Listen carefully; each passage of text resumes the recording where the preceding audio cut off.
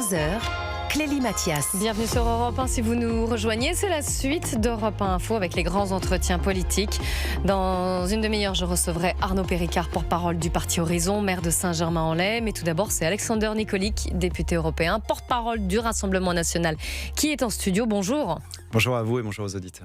Et on va commencer forcément par les déclarations de Marine Le Pen. On est à 5 jours maintenant de cette décision de la Cour d'appel de Paris concernant le procès des assistants parlementaires du Front National. Écoutez ce qu'a dit la chef de file des députés RN. L'éligibilité, elle se mesure au jour de l'élection. Donc bien entendu, si je peux être candidate, je serai candidate. Pour peu que je puisse faire campagne. Je pense que quand on est un candidat à la présidentielle, il faut être totalement libre de ses mouvements. Et ça n'est pas le cas si vous êtes porteur d'un bracelet électronique. Donc je pense que les magistrats sont bien conscients, si vous voulez, qu'on ne peut pas faire une campagne présidentielle avec un bracelet. Marine Le Pen qui a été sur LCI hier, qui a dit ne pas redouter et n'avoir pas peur finalement de ce jugement. C'est assez inédit quand même dans l'histoire politique française, une telle situation. Ah oui, que 3 magistrats puissent écarter la candidate qui est donnée favorite à l'élection présidentielle, oui effectivement c'est inédit. Et tout à l'heure, votre collègue parlait de Français qui s'inquiètent pour la démocratie. Oui, on peut être inquiet quand on voit des chaînes qui ferment, quand on voit que la justice pourrait écarter la principale favorite à l'élection présidentielle. Mais ce qu'ils ne pourront pas écarter, ce sont nos idées. Et le fait qu'aujourd'hui, il y a une majorité de Français largement qui souhaitent qu'on applique ce qu'on propose sur la sécurité, ce qu'on propose en matière d'immigration, ce qu'on propose pour relancer l'activité économique et notamment la diminution de la pression fiscale. Et ce qu'ils ne pourront pas écarter, c'est évidemment qu'on a aussi un autre leader aujourd'hui qui est en capacité de gagner. Donc nous, on sera prêts quoi qu'il arrive, quel que soit notre candidat, pour enfin améliorer la vie des Français. Est-ce qu'on peut le voir comme un ticket à l'américaine ? Mais Marine Le Pen l'a dit d'ailleurs hier, elle a cet amour des Français qui restera, et quoi qu'il arrive, quelle que soit la décision judiciaire, elle sera là pour accompagner, évidemment, soutenir Jordan Bardella. Et si c'est le contraire, si elle peut se présenter, et bien évidemment que ce ticket qui fonctionne continuera de fonctionner dans le même ordre, avec justement ces 2 personnalités qui sont les 2 personnalités politiques préférées des Français et qui sont complémentaires.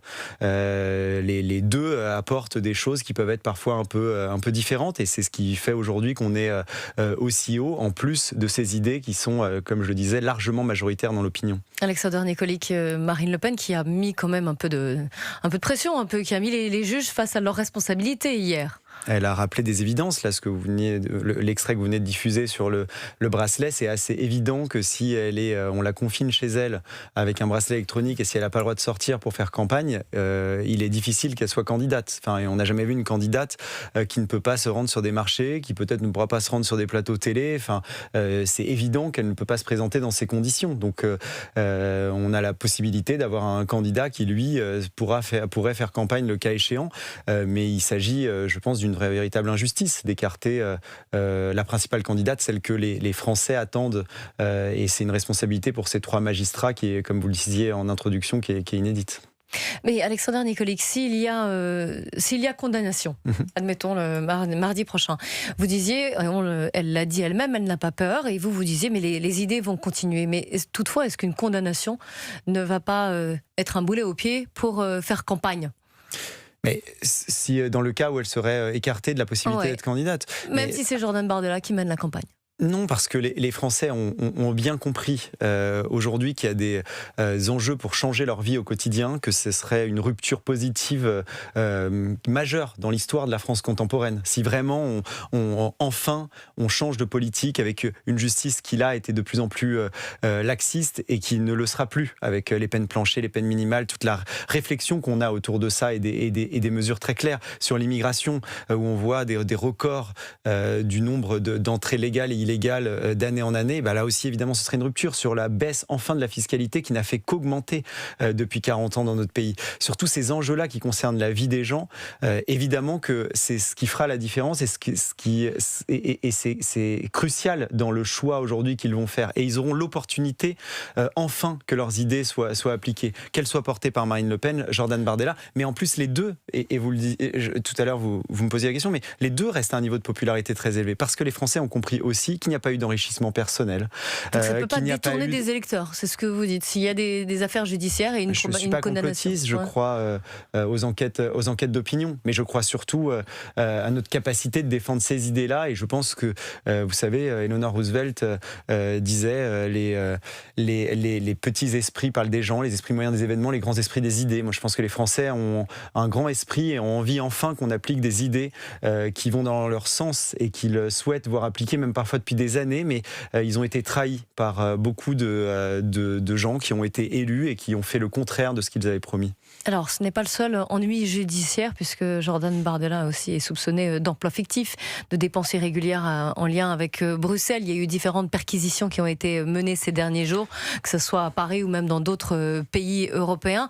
Est-ce que là aussi, ça peut gêner sa possible entrée en campagne, si c'est lui qui... Non, mais les Français ne croient plus en ça. Vous savez, il y a d'ailleurs, il a porté plainte pour diffamation contre certains médias qui avançaient des choses qui étaient erronées sur les accusations. Les Français voient bien que une justice qui n'arrive plus à les défendre sur des affaires parfois très graves, comme on l'a vu dans l'actualité récente, eh bien s'acharne contre les deux personnalités qui sont en capacité de gagner.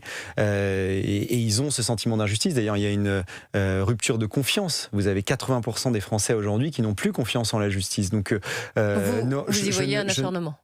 C'est évident que c'est un acharnement. Vous voyez des différences de traitement parfois pour les mêmes faits.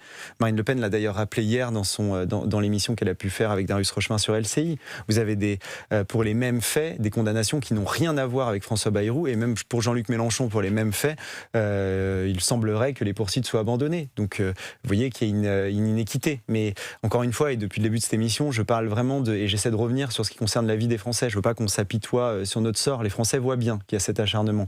Mais en revanche, les Français doivent savoir que, quoi qu'il arrive, on est très combatif parce qu'on sait que l'année prochaine, comme je le disais, enfin, on va pouvoir améliorer leur situation, et c'est pour ça qu'on se bat. Marine Le Pen le rappelait, elle disait qu'elle aura toujours cet amour pour les Français. Et elle se bat justement parce qu'elle aime les Français, comme Jordan Bardella le ferait, le cas échéant, et pour enfin améliorer leur situation. Et ils ne sont pas dans des petits jeux politiques où ils ne veulent pas s'apitoyer sur leur sort, parler de leur petit moi, j'ai envie de dire, parce que ce qui les intéresse, c'est la vie de tous les Français qui souffrent et qui souffrent de plus en plus. Les Français qui voteront l'année prochaine, les 18 avril et 2 mai. Les dates ont été fixées. Il y avait constitutionnellement une autre possibilité, les 11 et 25 avril, mais ce n'est pas donc cette option qui a été retenue après consultation des partis. Ça fait polémique. Écoutez le chef de file des LR et candidat à l'élection présidentielle, Bruno Retailleau, suivi de la porte-parole du gouvernement et ministre délégué à l'énergie, Maud Bréjon. Ce choix n'est pas neutre. On termine la campagne à minuit le vendredi. Le 1er mai, ce sera le samedi. Qu'on ne me fasse pas croire que dans les cortèges, dans les prises de position, il n'y aura aucun écho politique. Je pense qu'il peut y avoir aussi une stratégie du chaos. Il y a peu de 1er mai qui se passe calmement. Donc il y a toujours une montée en pression et avec parfois des débordements. Vous imaginez ? La veille d'un second tour ? Je vous propose qu'on ne polémique pas sur les dates des élections présidentielles. Là encore, c'est un choix qui a été fait d'abord au regard de ce qu'impose la Constitution. Et ensuite, des consultations ont été menées avec les différents partis politiques. Je crois que là encore, il faut faire confiance aux Françaises et aux Français qui sauront faire le choix qu'ils estiment le meilleur pour eux. Alexander Nicolic, est-ce que vous aussi vous estimez que ce choix qui a été fait, donc notamment de ce second tour, 2 mai, le lendemain du 1er mai, n'est pas neutre ? C'est absurde, et d'ailleurs elle ment en mode Bréjon, puisque c'était possible de le faire les 11 et 25 avril. Il y avait d'autres possibilités et d'être totalement dans les clous constitutionnels. Ce qu'elle dit, c'est que ça tombait en pleine, avec beaucoup de vacances scolaires, beaucoup de zones en vacances scolaires. Si on fait le 18 avril, le 1er mai, 2 mai, pardon, le 18 avril, toutes les zones seraient en vacances pour le premier tour. Ouais. Donc, c'est absurde. Et le 2 mai, ça posera évidemment beaucoup de problèmes, parce que vous allez avoir, à partir du vendredi soir, donc l'impossibilité pour les partis politiques, les différents candidats de s'exprimer. En revanche, vous allez avoir tous les syndicats d'extrême gauche qui vont se mobiliser, qui vont s'exprimer politiquement. Et on a vu là, pour les municipales, où c'est déjà arrivé, il n'y a pas eu de remise en cause des différents scrutins, malgré cette mobilisation. Et en plus, vous avez un autre problème. Et d'ailleurs, ça me permet de corriger ce que le journal Le Monde a écrit. Le journal Le Monde a dit qu'on soutenait le 2 mai. Non, Julien Sanchez était présent, nous a représenté, vous savez, notre directeur de campagne sur ces discussions. Il s'est opposé au 2 mai.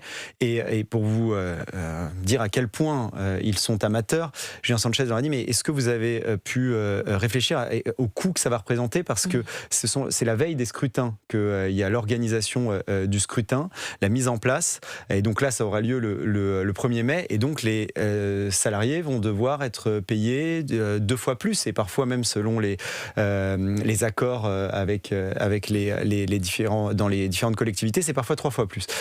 Et donc ça va représenter un coût. Il leur a posé la question, ils ont dit, ah oui, c'est vrai qu'on n'avait pas pensé à ça, mais vous inquiétez pas, on va gérer. Enfin, vous dire à quel point ils n'anticipent pas les difficultés qu'il pourrait y avoir. Et c'est assez incroyable de se dire que les macronistes qui auront échoué sur tout et se sont trompés sur tout. J'ai fait l'énumération tout à l'heure, mais si on fait point par point, il y a plus d'insécurité qu'avant leur arrivée. Il y a plus d'immigration qu'avant leur arrivée. Il y a moins de couverture médicale qu'avant leur arrivée. Il y a eu un écroulement économique encore plus depuis leur arrivée, sur le déficit commercial ou autre.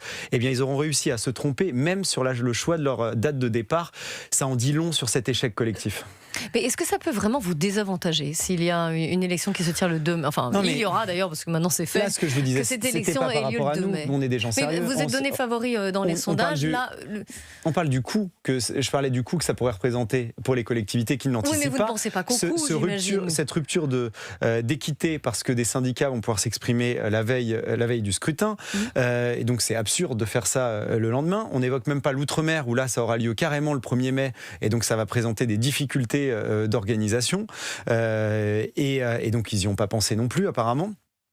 Mais globalement, non, je ne pense pas que c'est ce qui nous empêchera, je l'espère en tout cas, de pouvoir remporter cette élection présidentielle, parce que je le disais depuis tout à l'heure, au regard des enjeux, on n'est pas en train de parler, de faire du commentaire et de la communication seulement. Vous savez, il y a beaucoup de Français partout qui nous disent, mais vous savez, vous êtes notre dernier espoir. Moi, je vais partir de la France sinon, parce que ça devient invivable. Parce que je n'en peux plus de voir mes impôts augmenter, je n'en peux plus de voir cette insécurité augmenter, j'ai peur pour mes enfants, j'ai peur pour l'équilibre globalement et l'identité commune que j'ai connue plus jeune à cause de cette immigration. Sur tous ces sujets-là, il y a une attente qui est incroyable, avec des Français qui souffrent. Et donc face à tout ça, moi je suis convaincu que les Français sauront voter pour le seul parti qui va être en capacité de les défendre, quel que soit notre candidat.